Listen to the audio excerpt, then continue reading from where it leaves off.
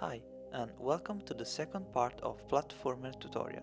In this video, we are going to set up libGDX project and write the core business logic of our game. For project generation, we are going to use GDX liftoff tool with the following settings. We need desktop, Android, iOS, and HTML5. We also need HyperLap2D and FreeType extension because mandatory for HyperLap runtime. We are going to use also latest version available of both libGDX and HyperLap. Before start coding, our level needs some adjustments. First of all, I've created a better polygon mesh for our left and right wall.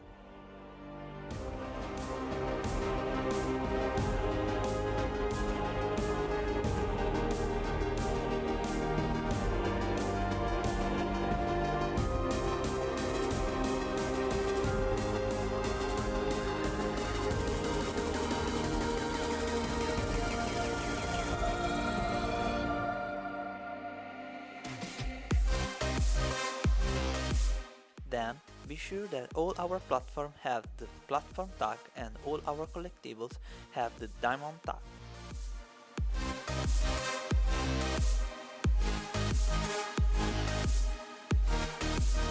And check entity names for our main character.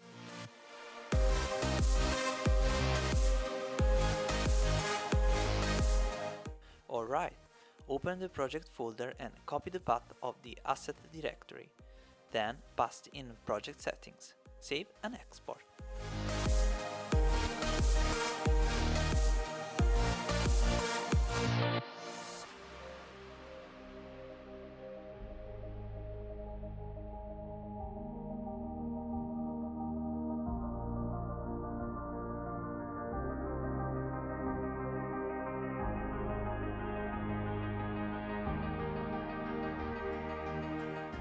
We are finally ready to open the project in our favorite IDE. I've chosen Android Studio. First of all, we need to add HyperLap runtime to core project dependencies.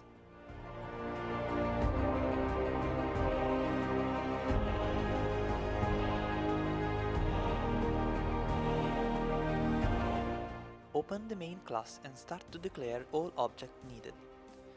HyperLap runtime is based on entity component design pattern using Ashley library. Scene loader is the main object to work with the project. We can use it to load and manipulate entities at runtime.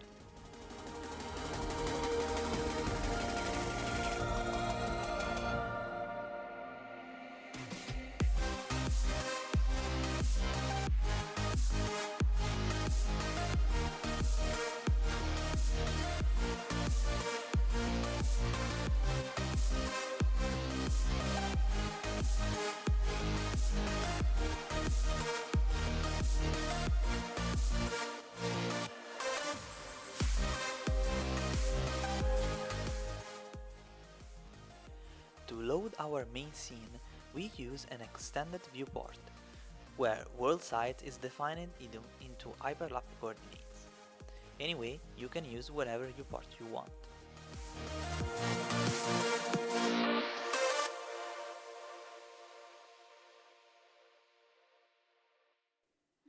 Render is very easy, just update Ashley engine and runtime will do the rest.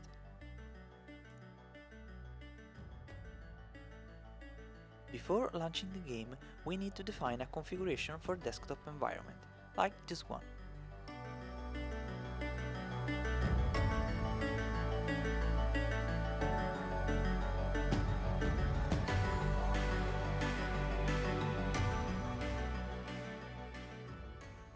Okay, let's start to build the logic for our main character. First, create a new script for the player. This will handle the callbacks from input and from the physics world. We need some reference here about the player entity and sprite animation.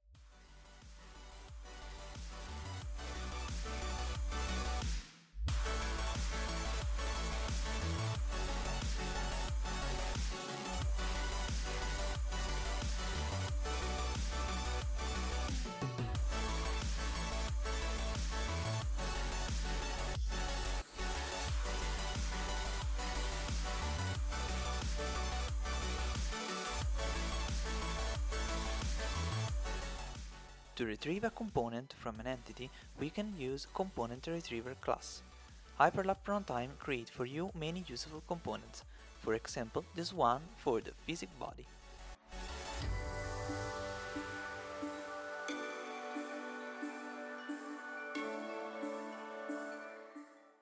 Now let's define the actions for our player.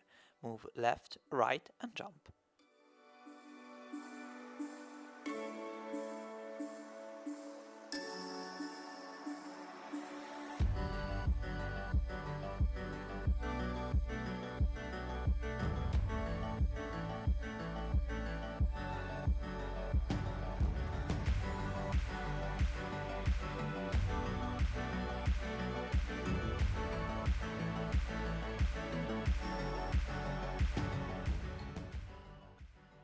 In the Act method, we can pull keyboard state to move the player with arrow keys and spacebar.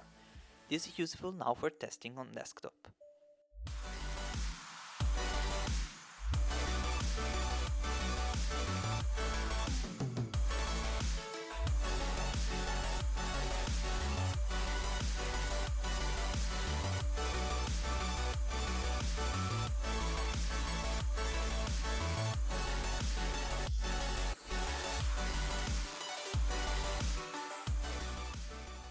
We want also that our player cannot jump outside the scene, so we can use the transform component to get current player position and jump only if it's in the limit.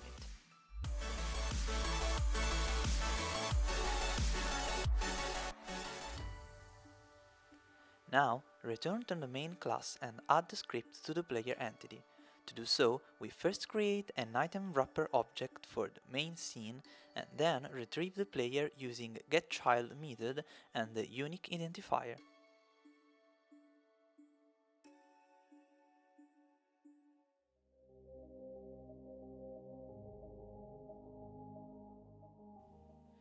It works, but our movement has a bug. When the player collides with a platform wall, it stuck in the middle.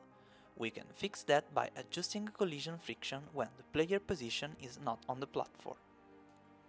To do so, player script should receive physical collision callbacks. We can just implement the physical contact interface to the script.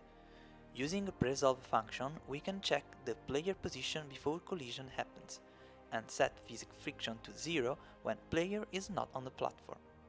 Here we are using both transform and dimension components. Problem fixed!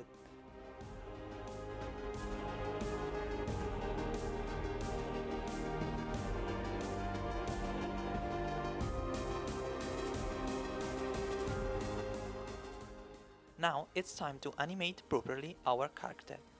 Create a new component for the player.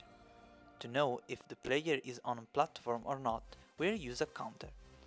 We want also to keep track of how many diamonds collected.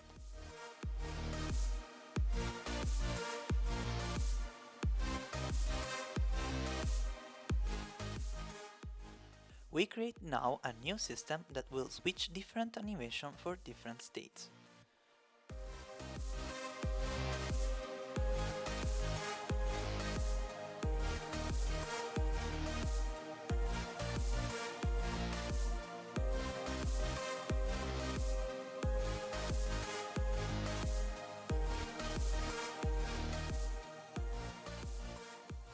First of all, we need to register this system to the engine and register the player component to Component Retriever class in order to be used later.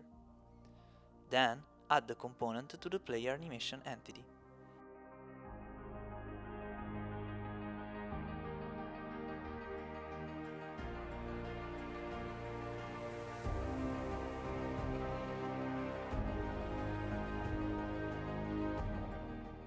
Since our animation is wrapped into a composite item, before accessing the physics body, we need the reference from its parent.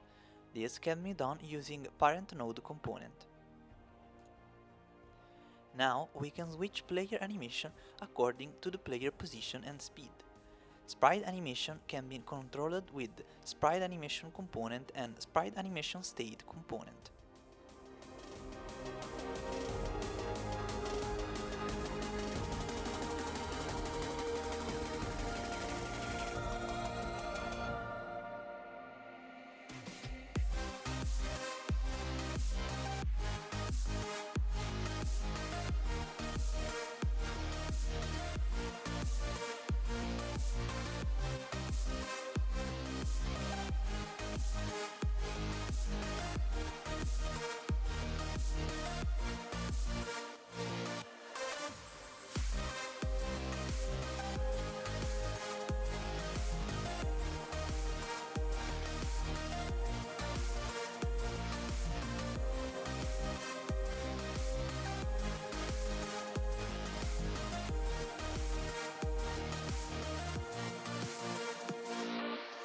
Our system almost works.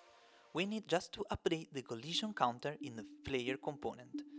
To do so, we can use begin contact and end contact method inside our player script. To check if the player is colliding with a platform, we can use tags, placed inside main item component.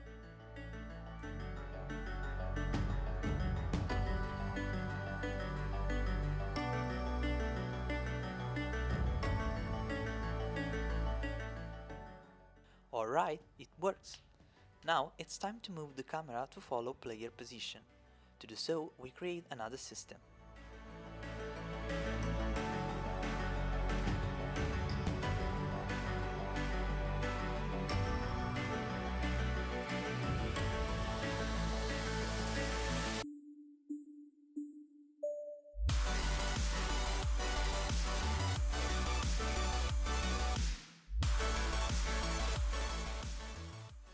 Viewport component contains all required information about the camera of our scene.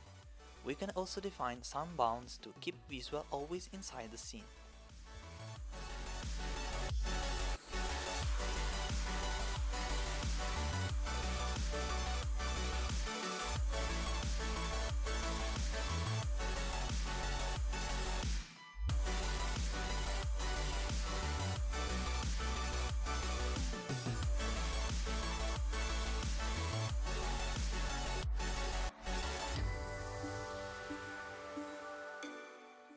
Register the system as usual in the engine and set the focus to the player entity.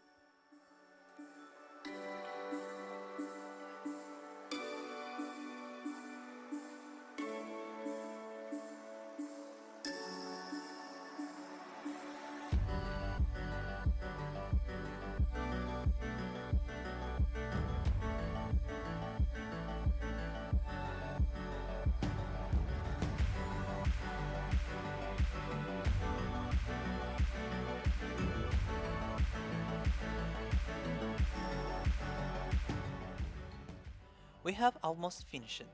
All we need now is to make diamonds collectible. First, create a new component for diamonds, and then attach it to any entity with the tag diamond.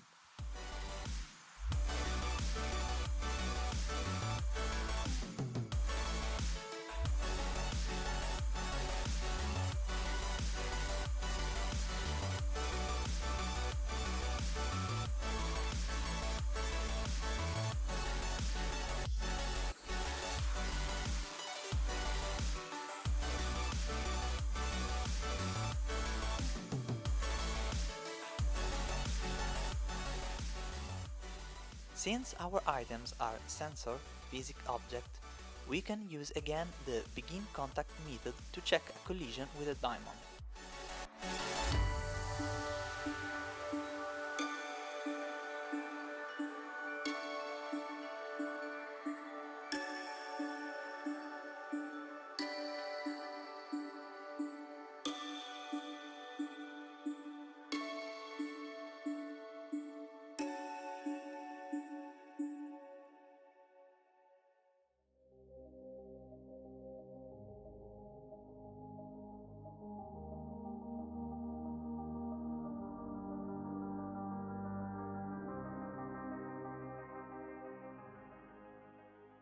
Well done, it works!